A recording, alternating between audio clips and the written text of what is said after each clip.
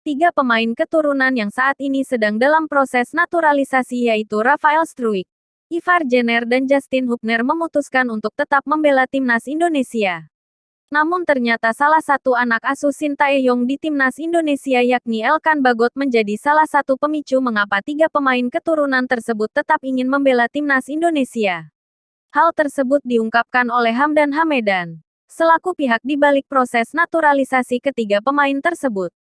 Melalui akun media sosial Instagram miliknya, Hamdan menyampaikan bahwa ketiga pemain keturunan masih akan terus melanjutkan proses naturalisasi mereka. Bagi yang nanya apakah trio Justin Hubner, Rafael Struijk, dan Ivar Jenner masih ingin membela timnas Indonesia? Jawabannya iya. Tulisnya dikutip Suara Denpasar, Selasa tanggal 4 April tahun 2023. Pada postingan yang diunggah Selasa tanggal 4 April tahun 2023 itu, Hamdan menuturkan, ketiga pemain keturunan itu menjadikan Elkan Bagot sebagai motivasi untuk meneruskan proses naturalisasi.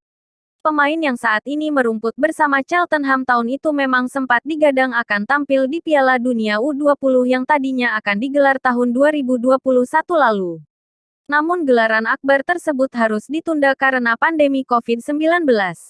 FIFA pun mengundurnya pada tahun ini dengan Indonesia tetap sebagai tuan rumah. Hal yang menimpa Elkan tersebut kini terjadi pada Ivar Jenner, Rafael Struijk dan Justin Hubner yang dipastikan tak akan merumput di Piala Dunia U20 2023. Ketiga pemain keturunan tersebut pun mengaku semangat setelah mendengar perjuangan seorang Elkan Bagot untuk membela skuad Merah Putih. Mereka sedang dengar itu. Mari kita lihat apa yang terjadi ke depannya, jelas Hamdan. Terkait kelanjutan proses naturalisasi ketiganya, pengajuannya sudah disetujui oleh DPR RI. Saat ini, tinggal menunggu terbitnya keputusan Presiden. Kemudian ketiganya akan menjalani sumpah WNI yang rencananya akan dilaksanakan di kantor wilayah Kementerian Hukum dan HAM.